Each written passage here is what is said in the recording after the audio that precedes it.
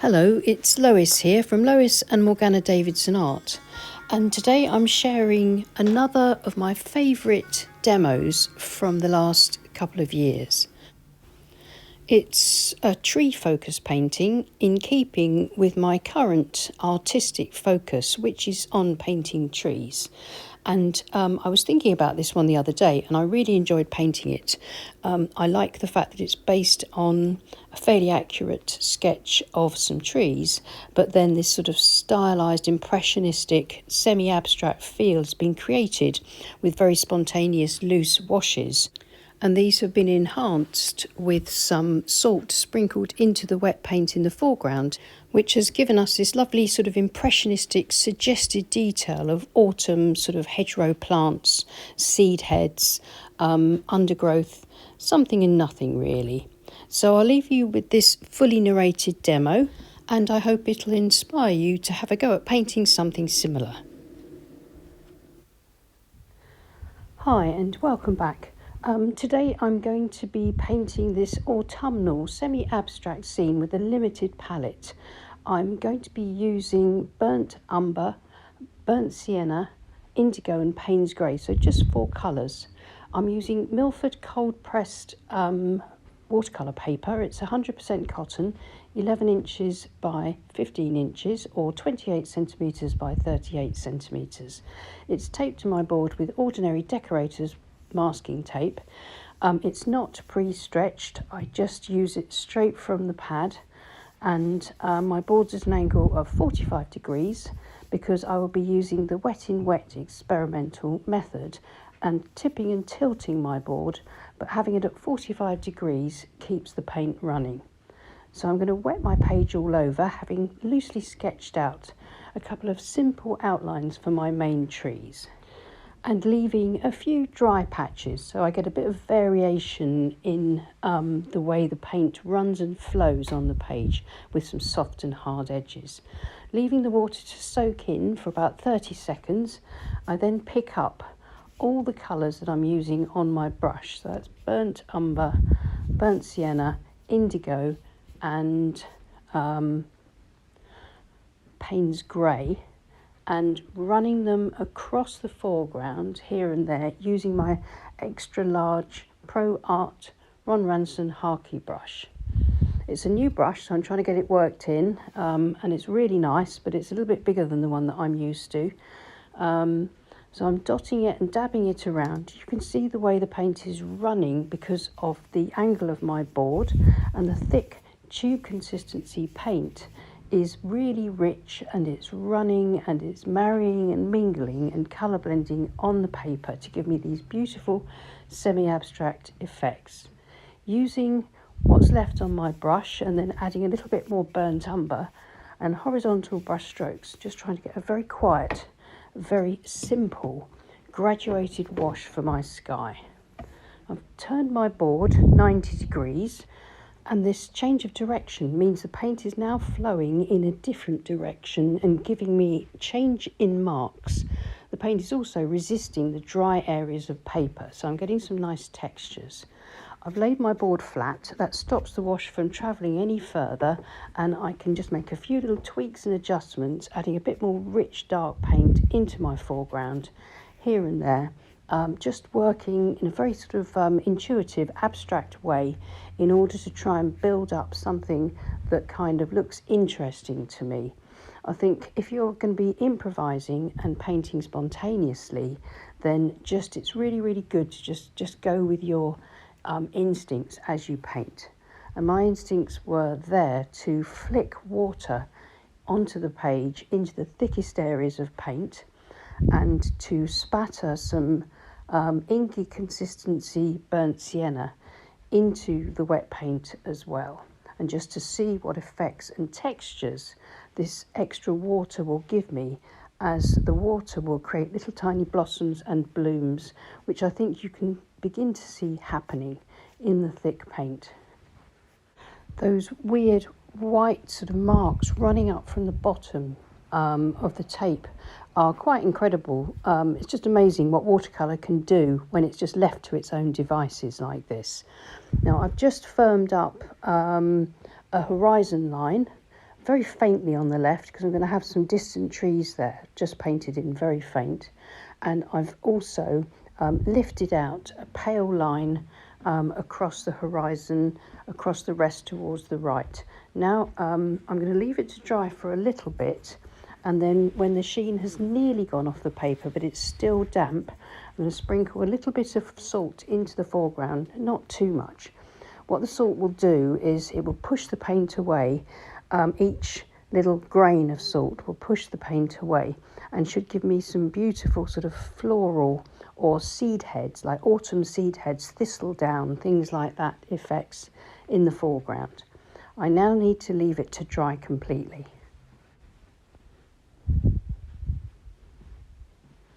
So it's all nice and dry, and I've raised the board back up to 45 degrees, and I'm really liking the way it's looking. I love the effects that the ordinary fine ground table salt has given me.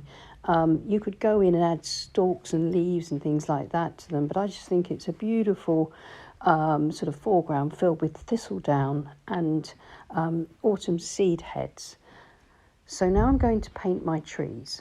I'm going to start with the canopies at the top first, and using a size 14 synthetic mop by Escoda, I'm going to use just a mixture of Payne's Grey, Indigo and Burnt Umber, quite watery, to put in my canopies across the top where I want them, across the sort of about half to 2/3 of the page.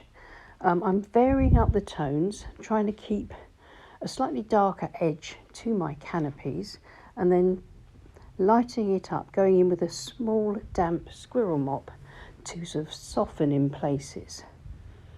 The idea is to create these sort of misty sort of structures of the tree canopies, mostly to suggest just a few leaves clinging on to the ends of the twigs, and maybe just that fine growth of twigs towards the end of the branches. Sort of just pulling the paint down a little bit in the direction of the trunks, and then once I've painted my canopies in and got enough variation and enough sort of light and dark areas, then I can leave it to dry completely, and then I'll come back and paint the tree trunks. So at the moment I'm focusing on the lost and found edges, losing some edges, finding others, and then I shall pull those trees together with a small calligraphy brush once everything's dry. So the canopy area is nice and dry, and I'm going to use a small calligraphy brush and a nice dark mixture of burnt umber, indigo and Payne's Grey to paint in the trees. I'm sorry that my hand's in the way for this first part, but in a moment I'll move across to the middle trees and you'll be able to see much better how I'm painting the trees. My camera setup at the moment means that in certain places I'm afraid my hand obscures the work that I'm doing, but I think you can see that using the calligraphy brush I'm just pulling up these really fine elegant trees and branching them out so that they come up and that the finer branches meet the canopy painting that I did earlier, so that it kind of implies that sort of mass of twigs at the end of each branch and the few remaining dead leaves.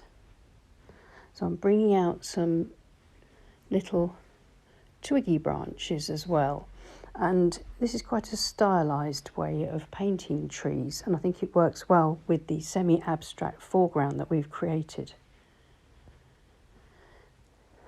There's just enough sort of realism in these trees to be able to sort of cement the image of this autumnal abstract landscape. So you can see here I'm sort of dotting a little bit around the base of the trunks, and that's giving me the look of maybe some ivy or some creepers growing around the trees, and trying to follow my pencil lines to a certain extent. They're a useful guide because that's the size that I want my trees to be.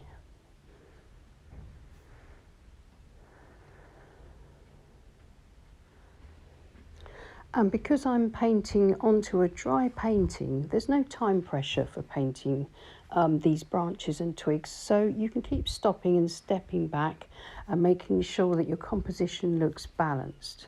At the moment this looks quite imbalanced because I haven't got my line of distant faint trees in behind this row, but I want to get these in first.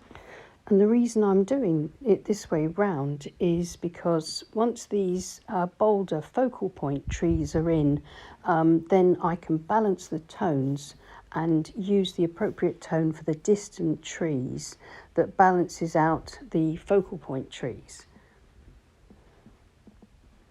Just pulling out a few little sticks and twigs coming out at slightly different levels as well.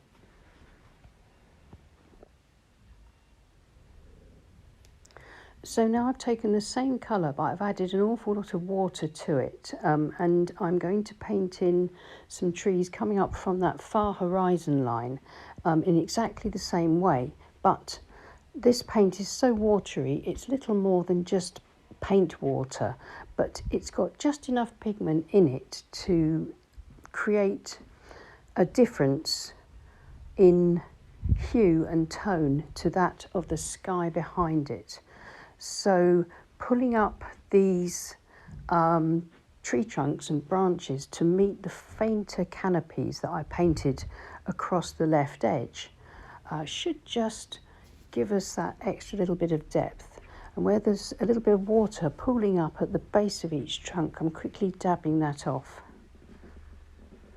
And of course watercolour always dries back lighter, so these trees should just be just a suggestion of trees in the distance, and just an echo of the shapes of the sort of the mid-ground trees, which are our focal point.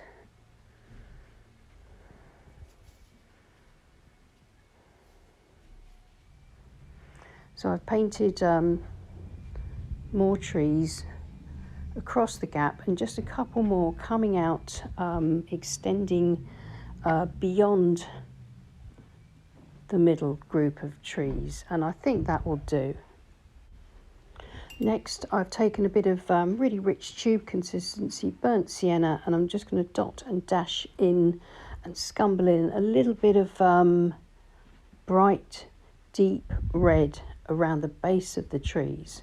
Not too much, I don't want it to be too showy, but what I want it to do is just to subtly draw the eye to the trees, and a little pop of bright colour will do that. And then once I've added that, I'll just go over and add a few more branches, and I think I'm going to add one more tree to the left, just to balance things out a little bit more. And here it is with the extra tree.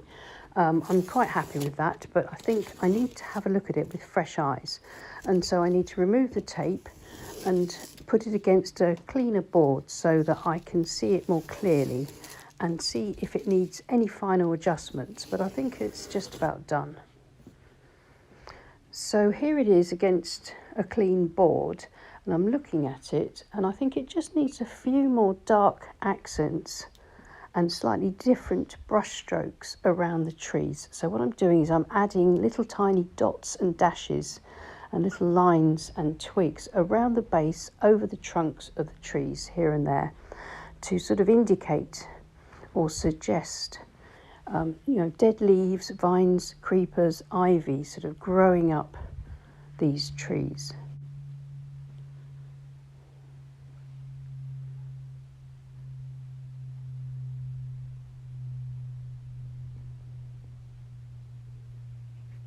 So I'm going to call that finished now.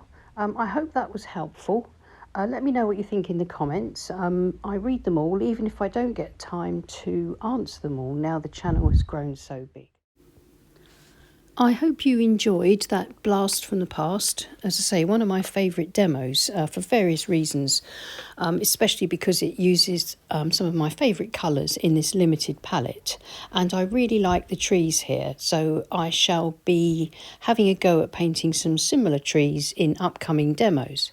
So if you're interested in seeing more of this type of demo, then please subscribe to our channel. It's free to do, and if you click on the bell icon, you'll be notified whenever we post a new demo. Well, thank you so much for watching, and thank you so much to all of our lovely Patreon supporters. If you're interested in supporting either Morgana or myself, then please click on either of the two links below. Right, I'm off out now for a nice crisp winter walk out into the country to get inspired, more inspiration for my tree practice, to get some photographs and maybe do some sketching. So I'll see you again soon.